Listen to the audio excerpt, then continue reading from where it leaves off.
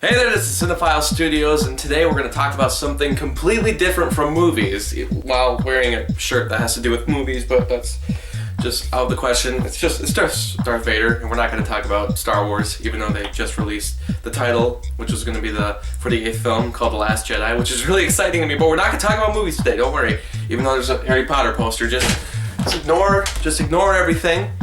We're going to just talk about straight up not movies. For one, Cinephile Studios is not going to talk about movies. Even though I got a, Harrison Ford Han Solo thing. Alright, so I've been in school for, starting in kindergarten, so I would say I'm in my third year of college. I would make it 16 some years. Yeah, 16 years of school, and there's been one thing that's been bothering me the entire time. 16 years, that's like... Man, I've only had 5 years of my life just to myself.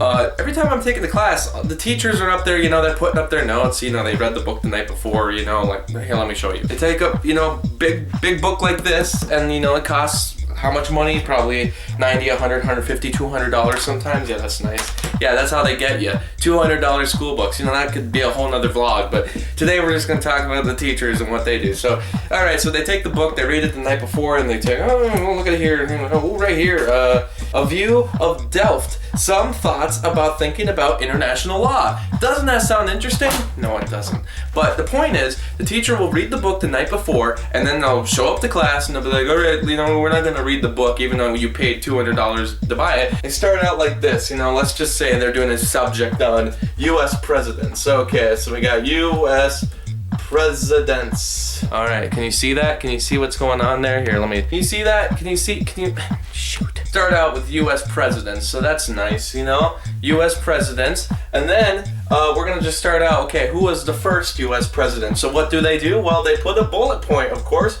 Bullet points. Bullet points are always really, really nice. And then what do they do after the bullet point? They put George Washington. Excuse the handwriting, that is courtesy of, I'm a millennial. Alright, so then what's the next thing that they do? Well, they continue talking about the presidents, and then what do they switch to? They stop doing bullet points, and they move on to a thing called an arrow for some weird reason. So then they do an arrow, and they're like, who is the current president? Alright, so who is current president? Nice, right? And then they put, for some reason, they'll put another bullet point, even though they were earlier doing dashes after the bullet points, but now they're doing arrows followed by bullet points, which to me just confuses me entirely. And they write, current president, Donald Trump. Well, then suddenly they're like underlining things. Yeah, then they'll underline.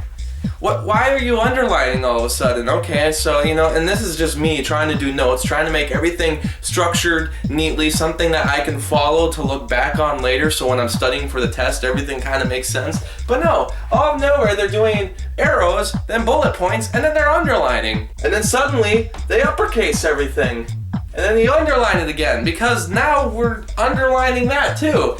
And then out of nowhere, we just have a bracket.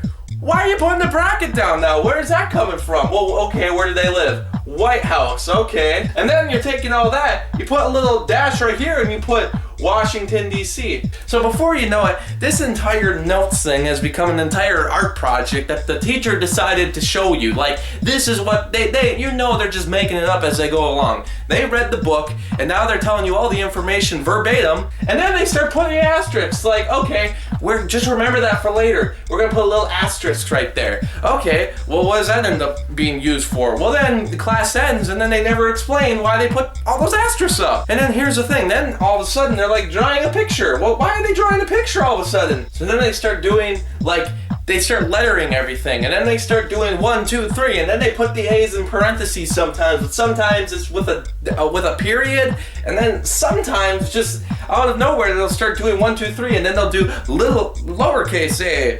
I almost said little case, but that kind of means the same thing. But the worst thing that ticks me off is when they start putting down the date, and then they'll put February 6th. Alright. And then some teachers will just do that, and that's fine enough. But then some teachers will do, alright, 2-6, which is fine because that's a quicker thing to write than February 6th. But then some teachers will do 2/6. Okay, well then that's like, choose one, because then my entire book is like going between all those, and sometimes they're, you know, underlined and sometimes they're not. So just, okay, like seriously, this entire thing, this entire map, just take a good look at it. What is going on there? Oh, and then some people don't use PowerPoint because they're against it, I guess, and gotta show up to class. You should show up to class no matter what, though. Don't do that.